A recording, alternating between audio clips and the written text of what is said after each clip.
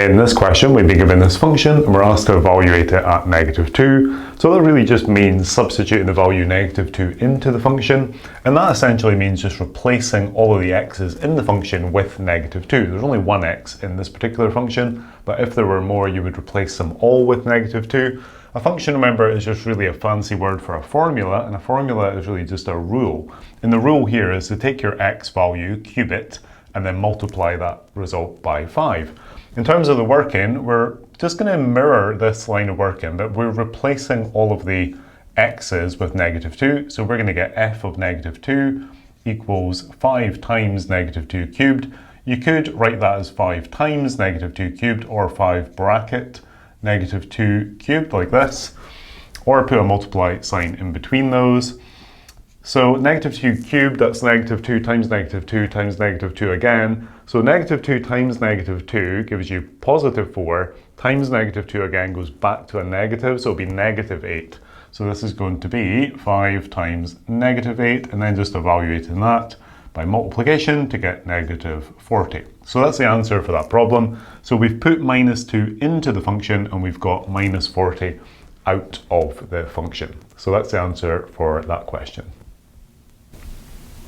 In this question, we've been asked to evaluate 3/8 multiplied to the mixed number 1 5/7. So any question involving a mixed number, you want to get rid of the mixed number. You want to change it to a top-heavy fraction. So we're going to be changing this number. There's a shorthanded process for this, but essentially what we're doing, we're taking the number 1 5/7, which essentially means 1 plus 5/7. If you wanted to then add those together, you would need to make the 1 into a fraction as well, and it needs to share a common denominator with the other fraction. So we would need to make our 1 into 7/7, and we're adding that to 5/7, so that then becomes 12/7. You don't need to do that every time though, because you can just shorthand that process by going these numbers multiplied and then adding it to this number. So 7 times 1 is 7, plus 5 gives you 12, and that's where the 12 will come from. So you don't need to show this working every time. So we're just going to start by leaving our 3/8 in place, and we're multiplying that to the mixed number changed into a top-heavy fraction, in this case 12/7. And multiplying fractions is the easiest operation with fractions. You just multiply the numerators and the denominators. So multiplying these together, so we get 3 times 12, which is 36. And multiplying our numerators, so 7 times 8 is 56. Then we're going to have to do a couple of things. We're going to have to simplify this down and probably turn it back into a mixed number at the end. So if you've got even numbers like this, you can just start by dividing them by 2. That's always a good approach. If you try and divide them by something more than 2, if it's not obvious what the common factor is, it can just take a bit longer. So dividing this by 2 to get 18, and dividing this by 2 to get 28. So we've still got an even number, and you just keep dividing it by 2. You can take another approach, but I find this tends to work best and be the quickest method. So 18 divided by 2 is 9, 28 divided by 2 is 14, and that's as far as that one will go. And in fact, that is going to be our final answer this time, because we can't turn this back into a mixed number, but sometimes you will turn the final answer back to a mixed number. So that's the solution for that problem. In this question, we've been asked to multiply these two brackets together and then simplify by grouping the like terms. So when you're multiplying brackets, the key is that everything in the first bracket has to multiply to everything in the second bracket. And you can visualize that by drawing on little arrows, which a lot of people like to do, to say the x will multiply to each of these and the 5 will also multiply to each of these. So when we expand this initially, we're going to get 6 terms, 2 times 3, and then we can group some of those terms together. So just be really careful with the plus and the minus. It tends to be the positive, negative that causes students to lose marks in these questions, rather than the numeracy or the multiplication part. So multiplying these together first. So we're going to start by multiplying our x to each of these. So x times 2x squared becomes 2x cubed. X times negative 7x is negative 7x squared.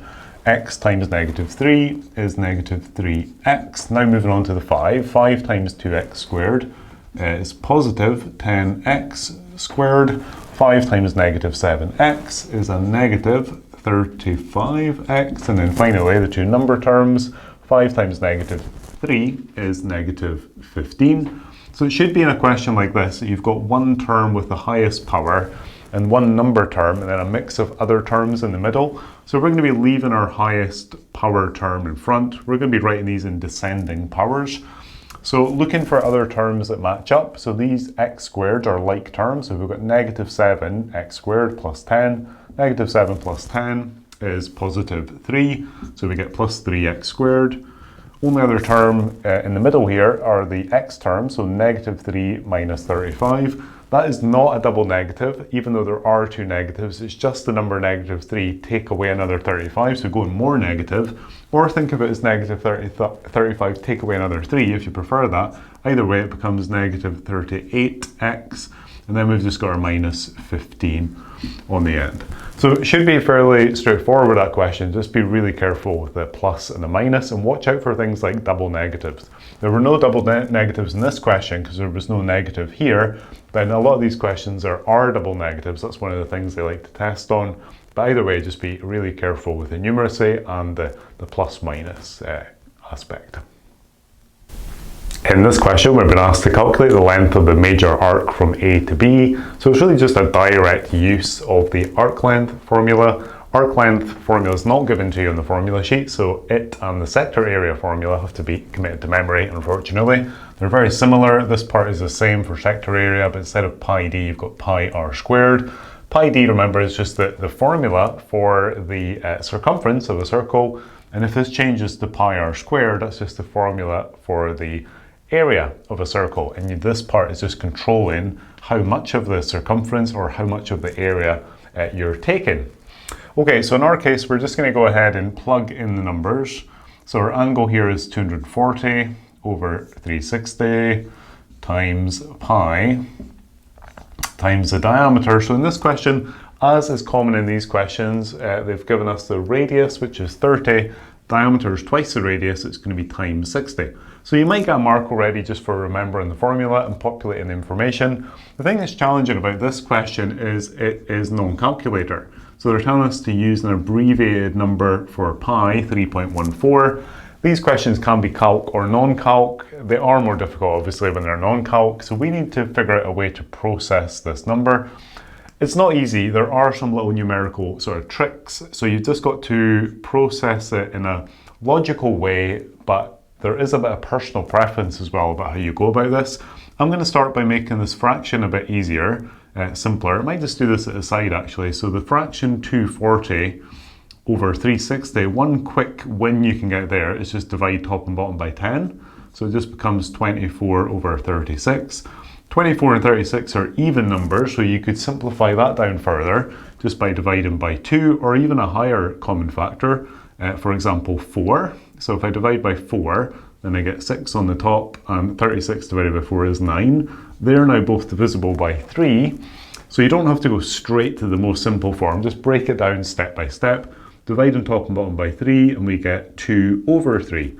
So we can change this quite ugly looking fraction to 2 over 3, times pi, and then times 60.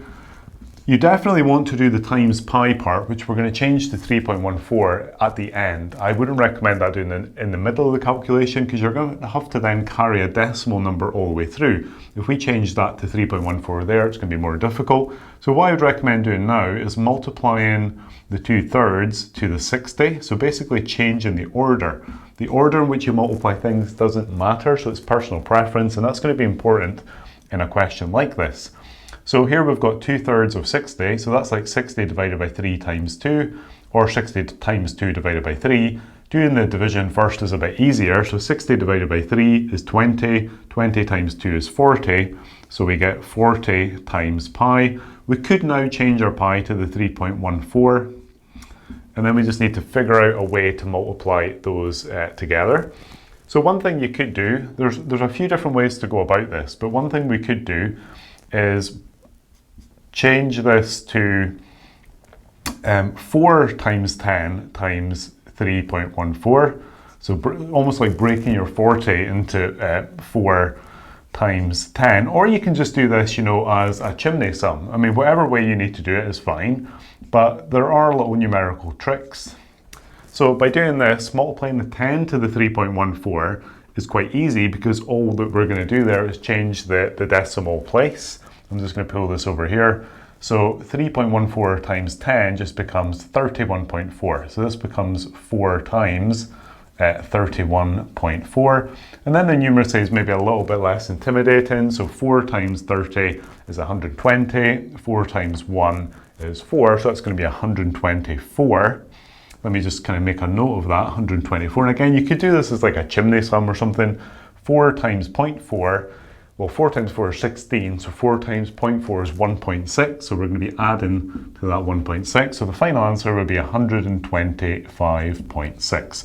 It's not easy, and the important thing in a question like this is to know the formula first of all, populate the information, but really from this point forward, it's kind of personal preference as to how to go about that. I've just recommended some things here that can help. For example, you should always try and simplify the fractions, and you should always keep in mind that when you're multiplying, you've got the preference to multiply in whichever order is going to be most useful. So this question was to find the arc length, and the units are in centimeters, so it's going to be 125.6 centimeters. And it's always worth just checking on your diagram. So I've got a diagram over here. Does that answer kind of make sense? If the radius is 30, could that be 125.6? It looks reasonable. So make sure your answer actually makes sense in the context of the question. In this question, we've been given these temperature values, and we're asked in the first part of the question to make the median and the semi-interquartile range. So first thing that's really important in these questions is to order your numbers, to put them in numerical order. So just be really careful. It's always good practice to maybe count the numbers to make sure that you still get that many. When you put them in numerical order, it's really easy to miss them. So I think this would go, 3 and then 3. You might even want to tick these off, as you go about doing them. There's 2 4s, so we need a 4 and a 4. It's a really horrible feeling when you realize you've missed the number doing this, so be really careful. And after that, we're going to have a 6, I believe, and then there's a 7, so tick that one off, and then we've got a 9 and a 10, and that seems to be good. So writing them directly underneath at least allows you to semi-check that you're getting all the numbers. So putting those in numerical order is important, because in a question like this where we're working out the median, remember, means middle, so we're looking for the middle number, but it's not just the middle number, it's a middle number once they're in order, the middle number once they're in numerical order. So we've got 9 numbers. It depends very much whether you've got an even or odd number of numbers. So the middle one is this one here, because we've got 1, 2, 3, 4 on that side, 4 on that side, so this one's bang in the middle. So we can just state, no working really apart from reordering the numbers, we can just state that the median, which we also in quartiles call Q2. You don't need that in your working, I'm just putting that in, we'll need that later. The median is equal to 5. Okay, so remember, interquartile range is all about dividing your numbers into quartiles, like quartering the numbers. So this number here in the middle, we're going to label that one as our Q2 or the median, both are the same. And now we need to get Q1 and Q3 because we use those in the semi-interquartile range formula. So Q3 is going to be the one that's in the middle of these numbers, which lies right in here. So we've got an even number of numbers this time, so the middle would be right between the 7 and the 9. So that's going to be our Q3, which is 8. So maybe just writing that one down. So Q3 equals 8. And then similarly, we're going to need Q1. Q1 lies in the middle of these guys. So it's right here between the 3 and the 4. So it's going to be 3.5. So Q1 equals 3.5. You need to then know the formula for semi-interquartile range. I'm sorry, this is all actually still part A of the question, isn't it? I was getting ahead of myself there, so scrubbing this out. Yeah, so we're now working out the semi-interquartile range. So semi-interquartile range has got a formula that's not on the formula sheet, and the formula is Q3 minus Q1 divided by 2. If it's just the interquartile range, not the semi-interquartile range, it's just Q3 minus Q1. Usually they go for the semi-interquartile range, so we're just plugging in our numbers, so it's going to be 8 minus 3.5 and then dividing that by 2. So 8 minus 3.5, this is a non-calculator question, remember, so that is 4.5 divided by 2, and then 4.5 divided by 2 is 2.25. So these numbers, these semi-interquartile ranges can be anything. It really depends on the original numbers as to how big or small this number will be. So that's really just knowing the formula and knowing the process. In part B of the question, as is typical in any statistics question, either semi-interquartile range or standard deviation, they're asking for a comparison. So these temperatures were for one town, Granford, I think it was called. Just checking the question over here. And then they're telling us there's another town called Endoch, and we're being asked to make two valid comments to compare the midday temperatures between those two towns. Okay, so in our case here, the median, so let's maybe write it logically. So for the first town, Granford, I think it was called, the median came out to be this number, so it was 5, so the median equals 5, and the semi-interquartile range was 2.25, so semi-interquartile range was 2.25.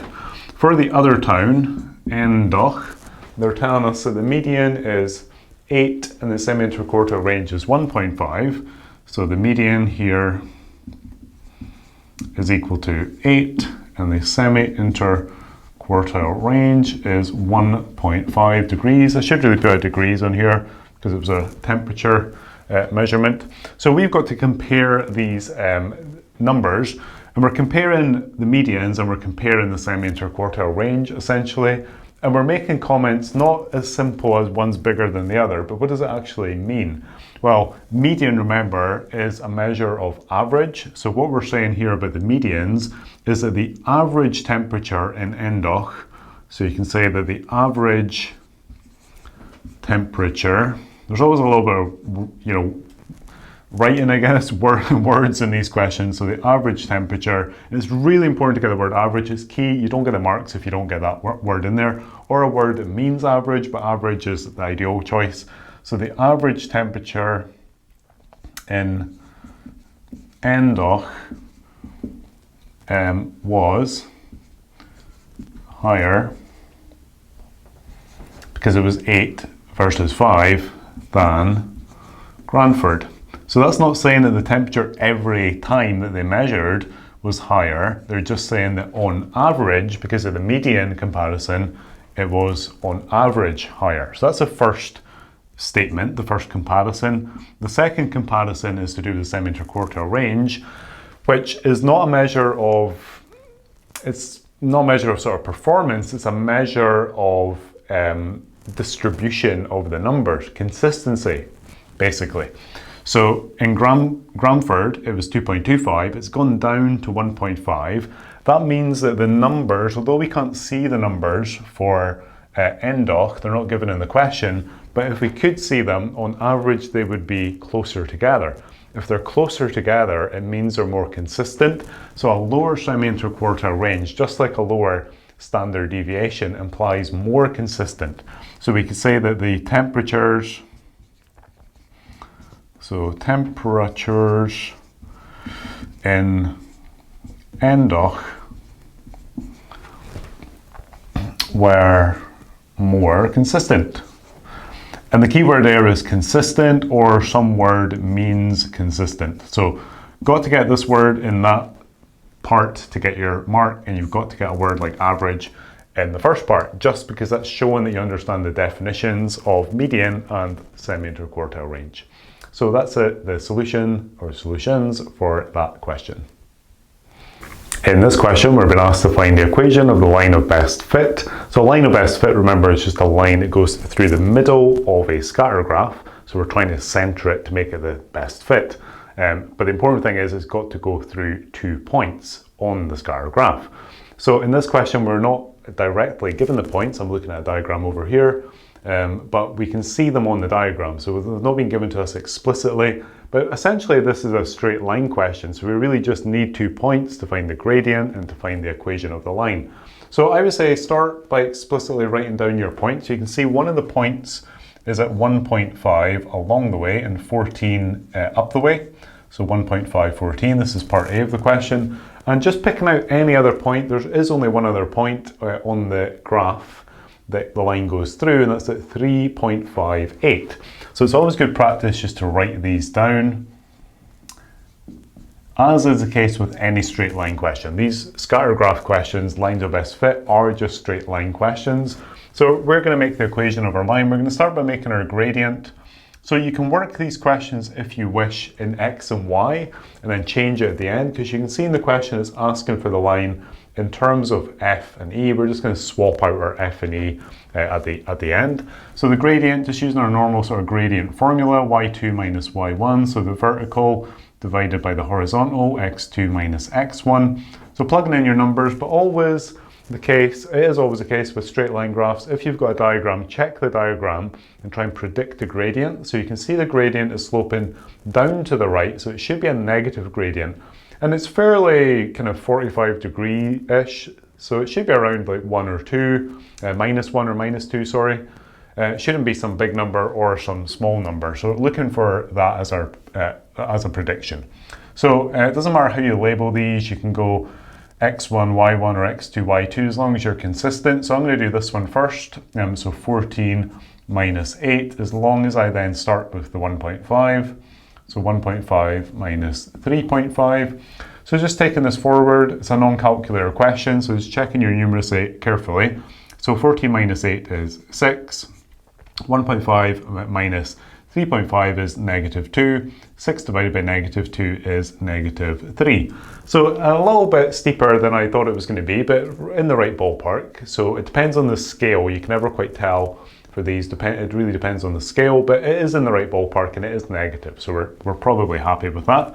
So we're just going to then plug this into our straight line formula. So we've got y minus b equals mx minus a, or it could be that you use the second version, which is just straight to y equals mx plus c. I'll do both just to show you the two different ways. So for the first method, you just need a point on your line and the gradient. Remember, we've got the gradient.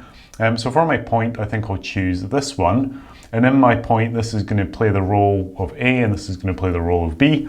So I'm going to have y minus b, so that's y minus 8, equals the m value, negative 3, open the bracket, x minus the a value, which is 3.5. So we get y minus 8 equals minus 3 times x is minus 3x. A little bit of numeracy in this question. Minus 3 times 3 is, minus times a minus, first of all, will be a plus. 3 times 3 is 9. 3 times 0.5 is 1.5. 9 plus 1.5 is 10.5.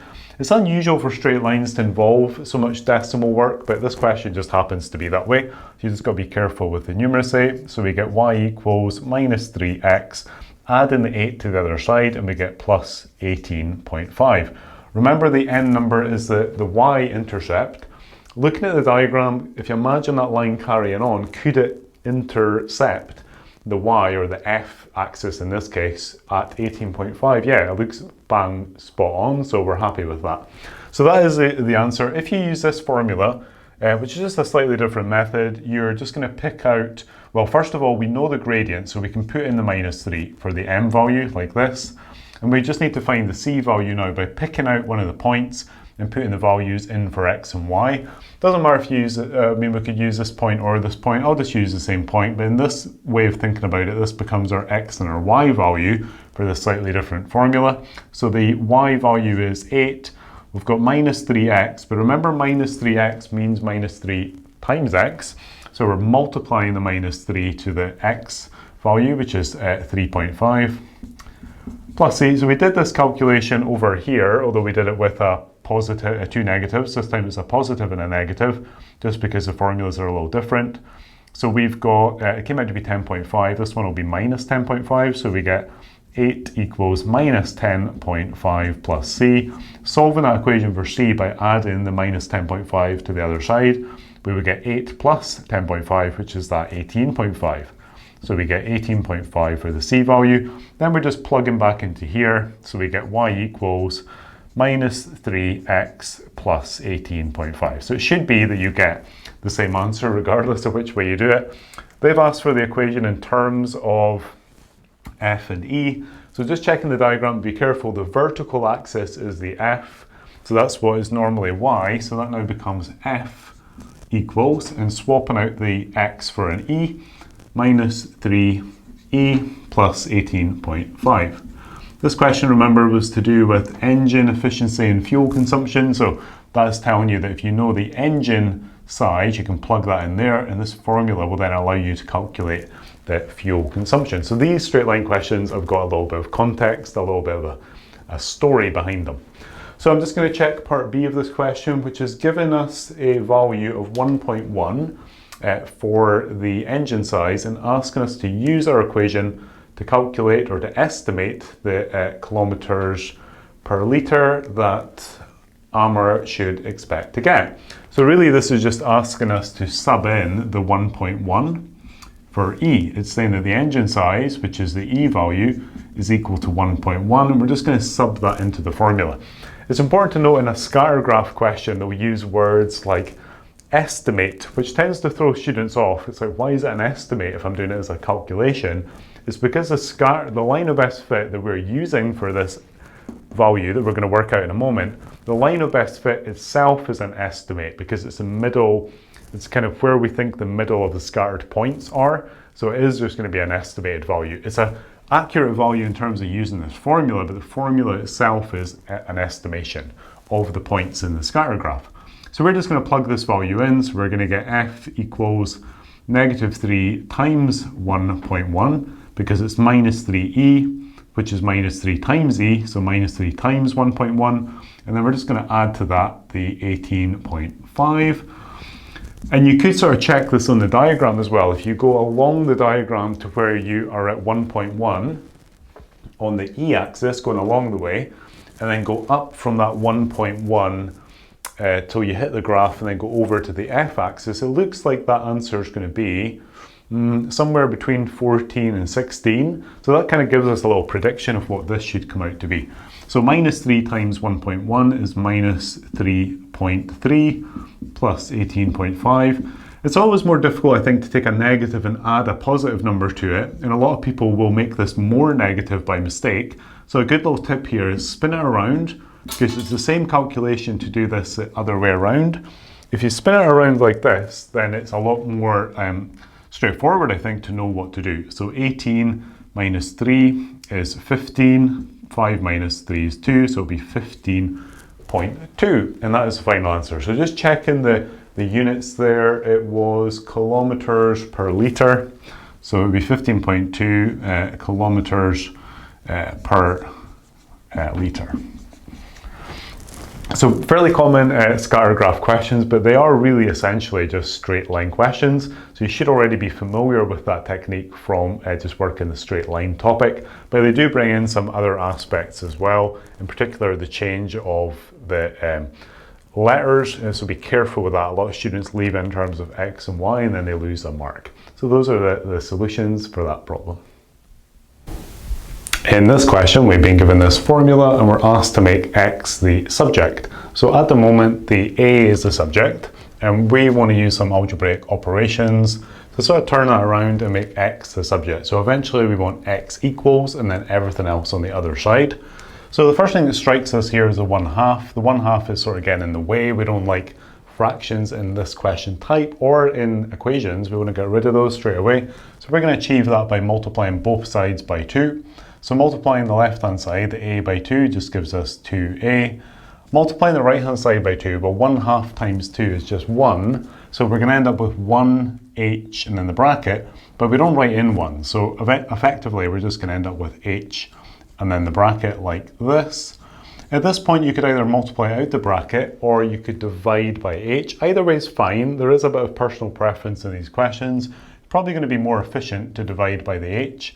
So if we divide both sides by H, then we're going to get on the left-hand side 2A over H, and that's just going to remove the bracket effectively because H divided by H is 1, and that would just leave you 1 times the bracket. Therefore, we don't need the bracket, so it's just X plus Y. Now we can just subtract the Y to the other side, and we would get 2A over H minus Y equals X.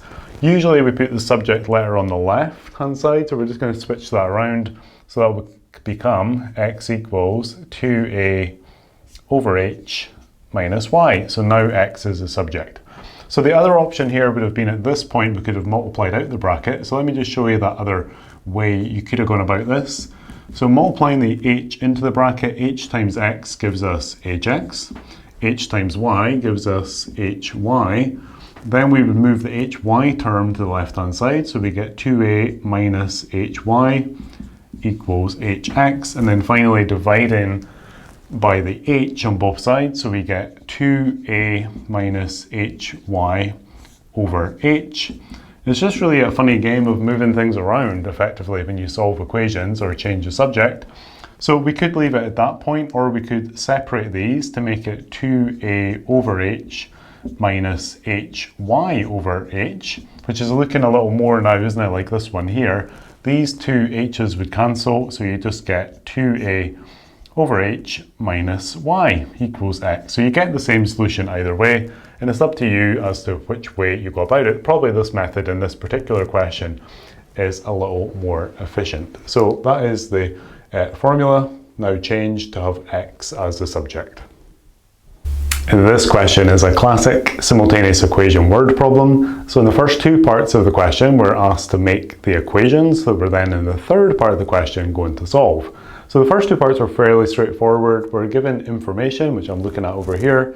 So in the first part, we're told that John bought 7 bags of cement and 3 bags of gravel, and the total weight was 215 kilograms, and we've got to make an equation to represent that information. So we're just going to use C for cement and G for gravel. Makes sense, no point in using confusing letters. So the first part of the question is literally just interpreting that. So we've got 7 bags of cement, and we've got 3 bags of gravel, and that equals the number 215. So that's all you're being asked to do in the first part of that question, and that's typical of this question type. You don't need units in the equation, by the way. Don't put in kilograms, but we'll need that later on though.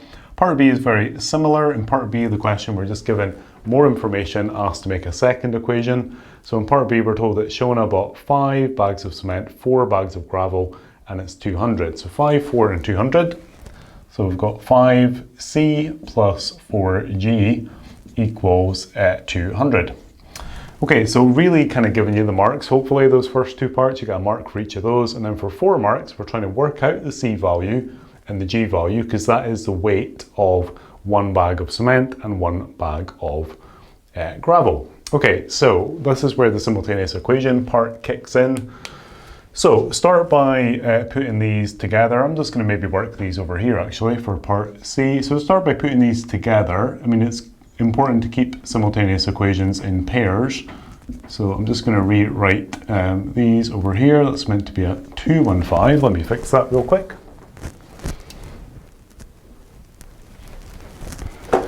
Okay, so 215, and then the second one, 5C plus 4G equals 200. So typically in these questions, you're going to have the coefficient numbers, the numbers in front of the letters, not matched up. Sometimes it's good practice to label these equations 1 and 2. And because the coefficients are not matched up, we're going to have to multiply our equations, as is very typical in these questions, to make equations 3 and or 4. In this case, we will need 3 and 4. Sometimes you just need one more equation, sometimes you need 2, usually you need 2. So you can choose either the C's or the G's to match up. Because this is a non-calculator question, I would recommend going for the smaller numbers. If it's a calculator question, that's less important because you can make all the calculations on the calculator. So what we're going to do is multiply this first equation by 4 and the second equation by 3. So we're picking on the G's and we're multiplying based on the opposite number. So the first equation by 4, the second equation by 3. Just always multiplying by the opposite number. That then guarantees that the numbers match up. Multiplying all of the terms in the equation by 4. So these two equations would then turn into, so 4 times 7 is 28C. Then we've got 4 times 3 to give us 12G. And this question does have quite high numbers, so be careful with the numeracy. So we're multiplying this by 4, so it's going to be 860. So you might need to take your time with that. It's not necessarily easy. And that's going to be our new equation, equation 3. Multiplying this equation by 3, so 5 times 3 gives us 15C. 3 times 4 gives us 12, I had to think about that. And then 3 times 200 gives us 600, and that's our fourth equation. So again, the reason why we've done that is to match up these. So these two equations are the same as the original two, just in higher terms. We just multiplied through the equation. They're the same equation, just with different numbers. So now we can eliminate this by subtracting the second or the third equation and the fourth equation. So we're just going to be subtracting in the columns. Sometimes it will be an add, not a subtract. I'm subtracting because 12g minus 12g gives us 0. If this was 12g and negative 12g, then we would be adding to get them to go to 0. So 28c minus 15c, that's going to give us 13c. I'm just going to move that over there. And then we've got 860 minus 600, so it's 260. And now we need to divide both sides by 13. Looks a bit awkward, but 13 divides into 26 2 times, so the answer would be 2. But we've got a 0 in the end, so the answer is going to be 20. So the C value is 20. Okay, we then take the C value, substitute it back into one of our equations. You can use any of the 4, but don't use the 2 new ones because they've been multiplied, so the numbers are bigger. Go back to one of the originals and then just choose whichever one seems most appealing. I'm going to go for the second one. So basically what we're doing now is we're going to substitute C equals 20 into equation 2 in my case. So we're going to get 5 times C, but the C value we now know to be 20, so it's going to be 5 times 20. Keep the rest of the equation the same, so plus 4g equals 200, and we're just solving this now as a linear equation. 5 times 20 is 100 plus 4g equals 200. Subtracting the 100 from both sides, so we get 4g equals 200 minus 100, which is 100. Dividing both sides by 4, and we're going to get g equals 25. So just checking in the question, because these word simultaneous equations usually have units, and we're dealing here with kilograms. So you could then write a little statement. You probably want to do that to say 1 bag of cement is 20 kilograms. I'm not going to bother writing it because I'm kind of a bit out of board space. And 1 bag of gravel is also 25 kilograms.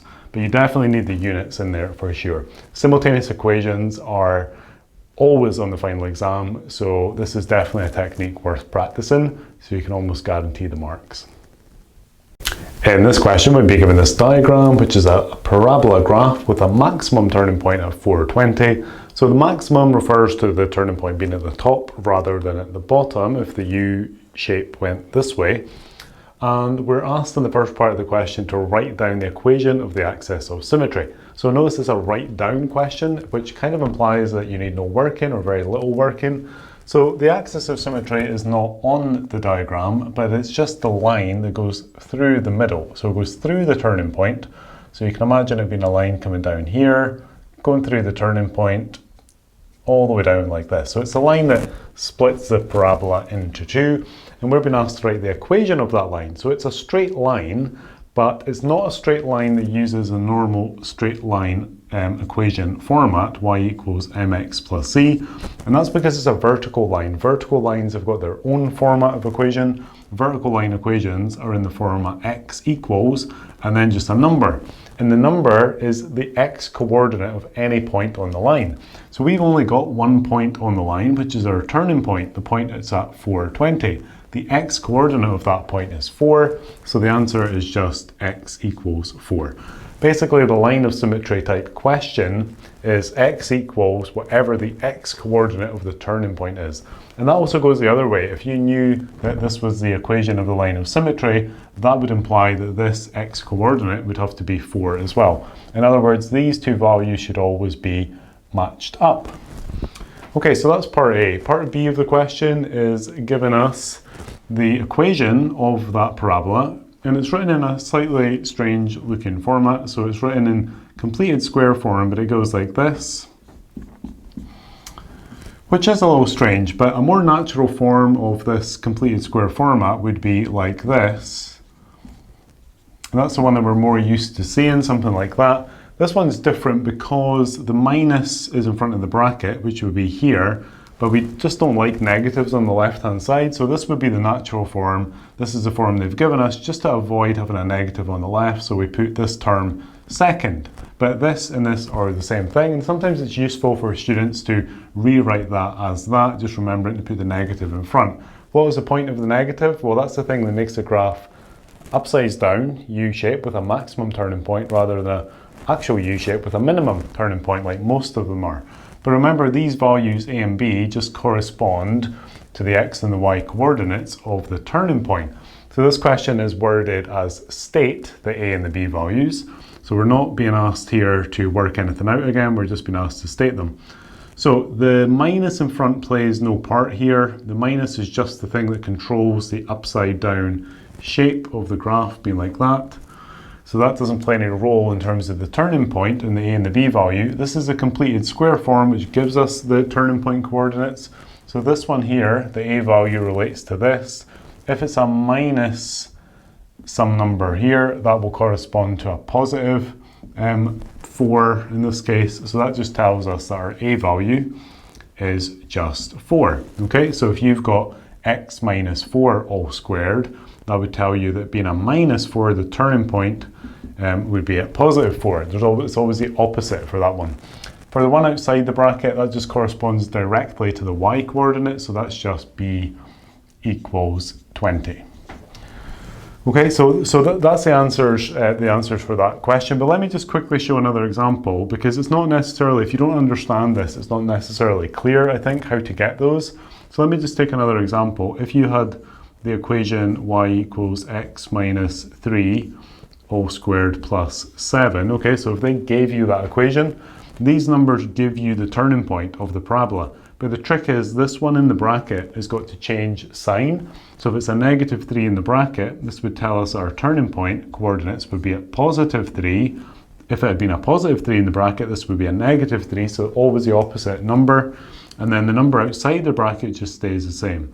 So turning the completed square form into the turning point, or you can go from the turning point to the completed square form, and that's what we've done in this question. It goes both ways, but a really common question, almost guaranteed to come up in some form on the final Nat 5 exam.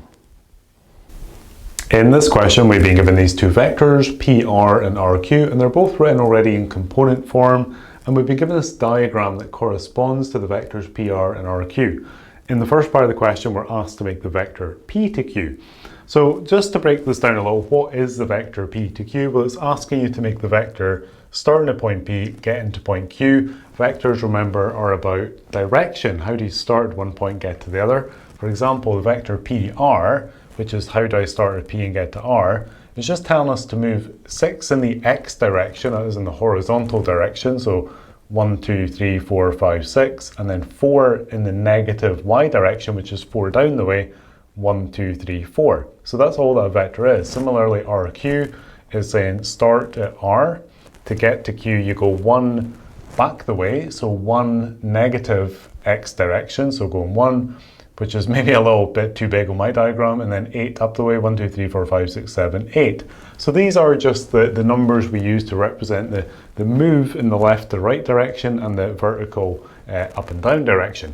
So we've been given these vectors, and we want to construct other vectors. And in particular, in the first part of the question, we want the vector P to Q. So P to Q we can make by, if you imagine it in terms of the diagram, how do you get from P to Q? Well, you could go from P to R and then R to Q. So imagine this is sort of like a path. If you're walking your way around the path, then these are actually called vector pathways.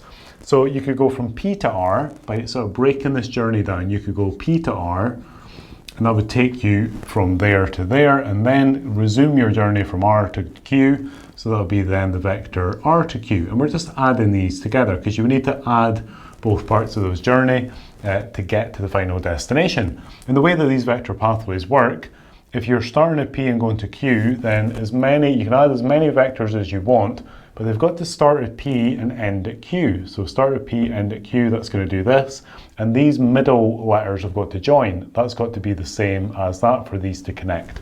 Okay, so that's a little bit of background. All we're really going to do now, though, is take the component form and sub them in. So P to R is this one here, which is 6, negative 4, and we're adding to that R to Q, negative 1, 8. And we can just go ahead and add the corresponding components. So add in the X component and the Y component. So we get 6 minus 1 is 5, minus 4 plus 8 is positive 4. And it's always worth checking that answer 5, 4. Does that make sense? So does it make sense if you start at P and you want to get to Q, you'd move 5 along and 4 up? But bearing in mind the diagram, or my diagram anyway, might not be perfect. So could it be that you go 1, 2, 3, 4, 5, and then 1, 2, 3, 4? Yeah, that seems reasonable. They're in the right direction, so that makes sense as an answer. Okay, part B of this question is fairly similar, a little trickier. So we want to make the vector M to Q. So starting at point M, getting to point Q.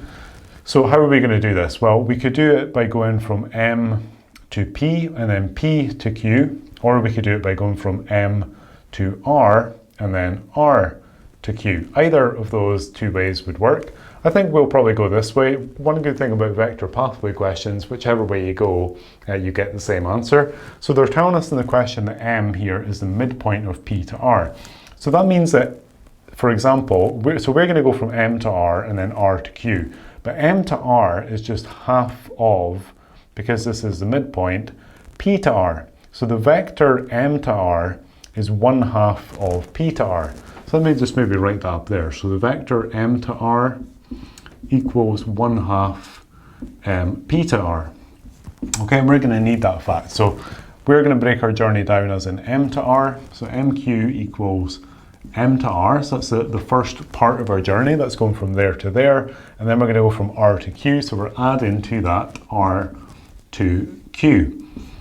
Okay, so we're trying to make these into component form. So we've got to put in the components. So M to R is 1/2 P to R. So I'm just going to write that in, 1/2 P to R, and we're going to be adding to that R to Q.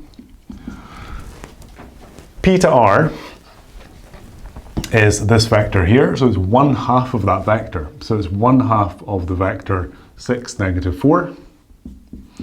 And then we're adding to the vector RQ, which is -1, 8. If you multiply a scalar, in other words a number, into a vector, you just multiply it to each of the components, even if it's a fraction. So 1/2 times 6 is 3, 1/2 times -4 is -2, and we're adding to that -1 and 8. So we're just going to go ahead again and add the corresponding components, just like we did over here. So 3 plus -1, that's 3 minus 1, which is 2. Minus 2 plus 8, that's 8 minus 2, which is 6. So we think that the vector M to Q is 2, 6. So again, we can check that on the diagram. So my diagram's not perfect. I think maybe my M value should maybe be a little bit further back. But could it be that to get from M to Q, you go 2 along and 6 up? Yeah, that seems reasonable. I think my M should have been back around here somewhere. 2 along, 6 up, that could take you from M to Q. So it's always worth checking that on these diagrams. So that's a bit about how we go into these vector pathway questions, which are fairly common, and they can be quite straightforward, or they can be a little trickier. So it's worth practicing both types. In this question, we're asked to find the angle OFB. So it's always worth making sure that you identify on the diagram what angle it is you're actually trying to find. I see a lot of students start to do all the work in, but they don't actually know where they're going. They're not focused enough on the angle. So it's the angle OFB, the one in the middle, the F is what we're looking for. So OF to B, so it's this angle here we're trying to find. And generally in these question types, you find the angle because it's part of a triangle, and you use some of the properties of shapes to do with triangles. So we're gonna, eventually try and get this angle here. So the original diagram, which well, this is actually the second diagram. There's 2 diagrams, slightly confusingly in this question, but the original diagram was focused on a pentagon, and the pentagon creates basically 5 parts here at this center point, which means that each of the parts, for example, like these angles in here, these 2, and then there were some 3 others, each of those is going to be 360 degrees divided by 5. So take a moment to do that carefully. It's a non-calculator question, so that comes out, if you do it carefully, to 72 degrees. So that tells us that this angle here is 72, this one here, and the other 3 in the original diagram are all 72. This is part of the second diagram. So this angle here is 72 degrees, but this is a straight line. So that tells us that this angle plus this angle adds up to 180. So in other words, this angle in here, which is the angle FOB, so let's start naming them.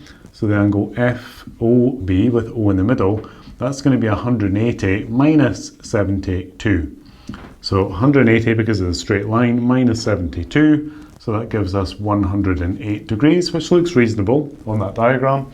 So we now know that this angle there, 72, this one here, 108 degrees. So how does that help us? Well, remembering that the original shape was part of a circle, and this is the center point of the circle, that means that this was on the edge of the circle, and so was this part here. That means that that line there is the radius, and that line is also the radius. Because the radii are the same length, it means that this is an isosceles triangle, and that tells us that this angle here, the one we're interested in, and this one here are the same.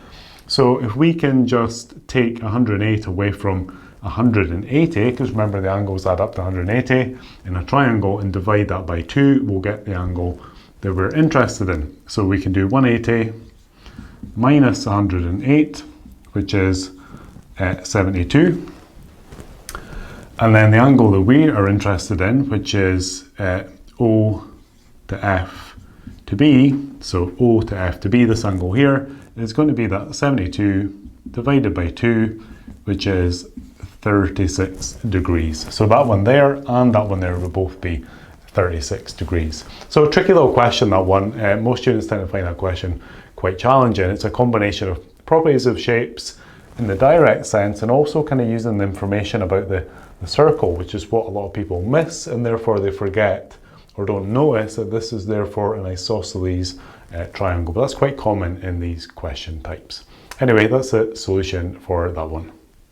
In this question, we've been asked to write this fraction with a rational denominator and then to fully simplify it. So you can either start with the rational denominator part or kind of the simplification part. Either way would be fine. If you wanted to simplify first, you would break this number down, and then you could do a bit of fraction work. If you want to do the rationalizing part first, then that would be fine as well. I think I'll do it both ways just to show you the difference. So rationalizing the fraction means getting the root off the bottom so that there's no root on the denominator. That's the whole point.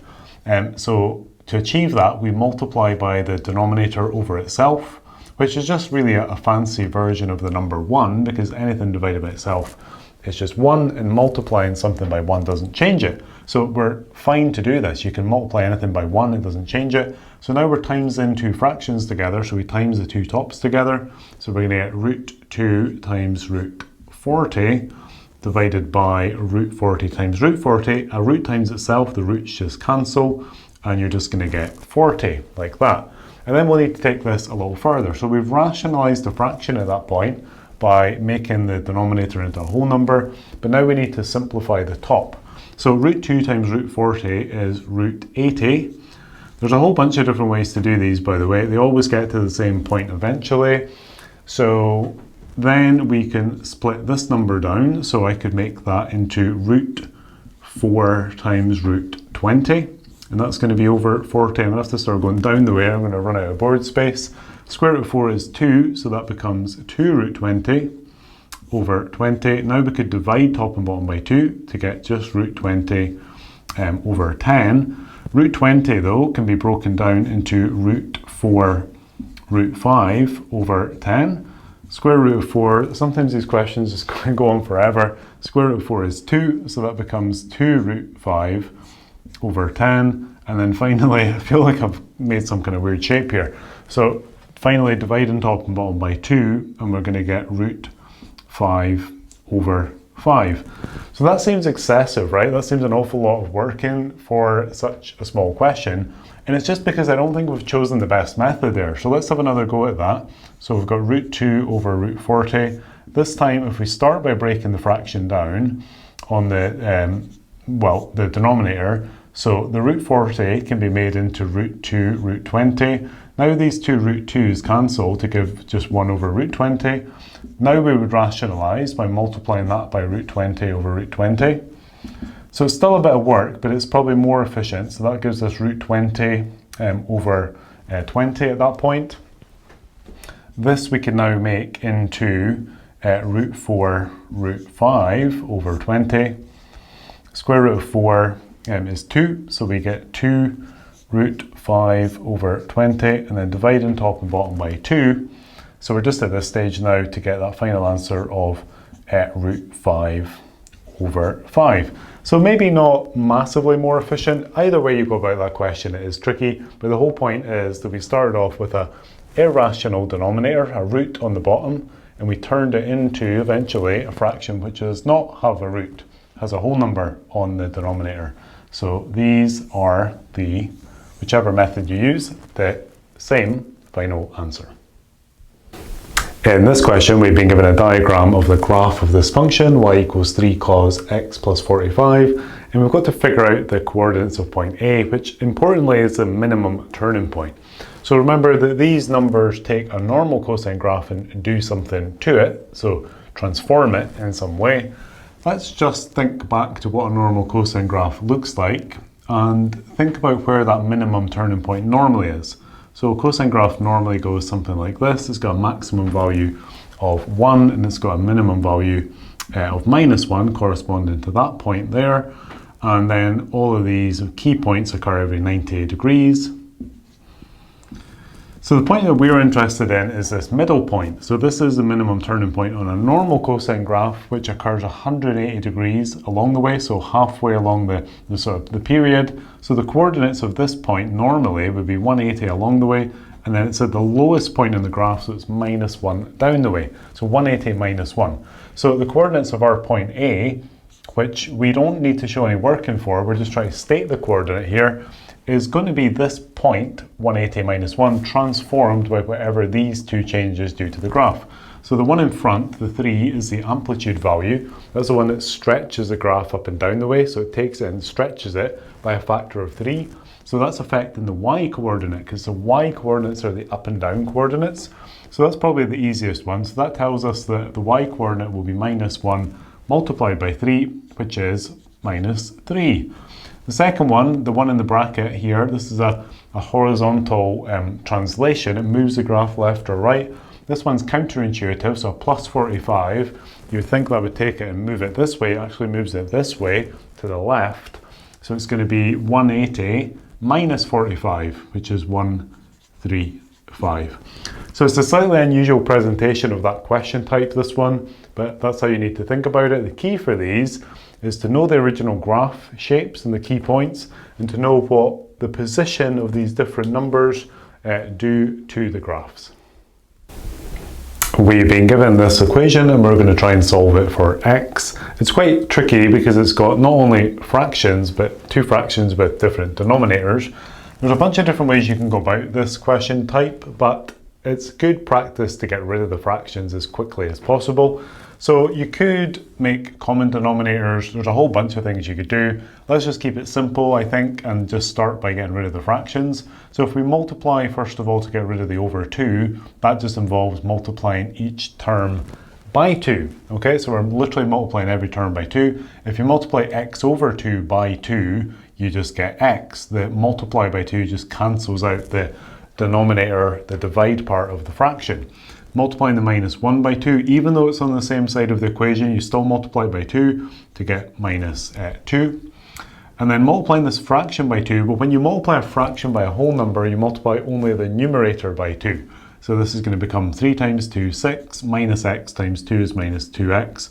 All of that still over 5. Because if you multiply the fraction top and bottom by 2, you've not made it twice as big, which is what should happen when you multiply by 2. You've just changed it into an equivalent fraction. So now we can get rid of the fraction over here. This is just one big fraction by multiplying by 5. Multiplying again every term by 5. So x becomes 5x, minus 2 becomes minus 10. The fraction just becomes 6 minus 2x. It does not become 30 minus 10x. That would be multiplying by 5 twice, because if you multiply this fraction by 5, you just cancel out the dividing by 5. Now it's just a normal linear equation, so we're going to gather the x's on one side, numbers on the other. So I'm going to add 2x to both sides, or think of it as bringing the -2 over to make a 7x, so 7x minus 10 equals 6. Now we're going to add 10 to both sides, or bring the -10 over to make it a plus. So we're left on the left-hand side with 7x. On the right-hand side, 6 plus 10 is 16. And then we don't have numbers here that divide. That's okay. They don't always divide. You don't always get a whole number. Just got to write this as a fraction. x equals 16 over 7. So quite tricky question that one, but that is the final answer. In this question, we've been given this formula that represents the height at time t. So if you know the time value, you can substitute that time value into this formula to get the height of the ball at that particular time. Obviously, as the ball goes through its arc, as time progresses forward, it's at a different height, and that's what this formula gives you. So in this type of question, it's always useful to know what the formula actually represents and to take a minute just to think about that. This particular question wasn't very popular, it is a little bit confusing, but just got to go with it. So this is our formula, and then part A of the question, we're being asked to find the height of the ball after 2 seconds. So that really just means that we're going to let the t value equal 2, and we're going to substitute that into the formula. So we're just going to get height equals, so 12 times 2. So I'll maybe just write this in. So it's going to be 12 times 2. We're just letting all the t's be 2, minus 5 times 2 squared. So that's minus 5 times 2 squared. And then we just need to go ahead and work this out. So 12 times 2 is 24. 2 squared is 4, times 5 is 20. So that leaves us 24 minus 20 is 4. And just checking, I think this question was in meters. Let me just check that. Yeah, this question's in meters, so this would be 4 meters. So at time 2 seconds into the thing, the height of the ball is 4 meters. Notice that question's low marked, it's only 1 mark, whereas part B is 4 marks, so there must be a lot more working in part B. In part B, we're going the other way. So here we've subbed in a time value, and we've figured out a height. In part B, we've been given a height, and we're trying to work out the time value. The height we're being given is negative 17. So this is the height, but the confusing thing with this question is that the height is not sort of ground level. We can go below ground level because we're on the edge of a cliff, which is not normal in this type of question. So our height is at negative 17 in this question, and that's what makes this one difficult to interpret. So we're just going to then do the same thing we've done here, but we're subbing our value into the left-hand side of the equation. So we get negative 17 equals 12t minus 5t squared. And we're going to have to then solve this equation to get the t value. This is a quadratic equation, so we need to solve it by making it into a trinomial equal to 0 and then factorizing. Okay, so we want to gather all the terms together. So if we maybe gather all the terms on the left-hand side, so bring in the minus 5t squared over to the other side, that would make a positive 5t squared. Bring in the 12t over, it would become a negative 12t. The minus 17 would still be on the same side, and that would be set equal to 0.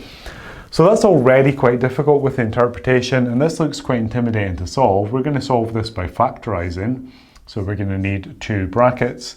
The thing that does help with this question, the 17 is a prime number, so it can only have factors of 17 and 1. 5 is also a prime number, so it can only be 5 and 1. So to make our 5t squared, we're going to go for 5t and t.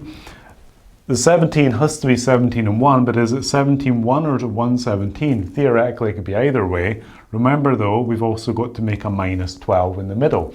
The minus 12 is the tricky part. That's going to be made by a combination of whatever we put here multiplying to the t, and whatever we put here multiplying to the 5t.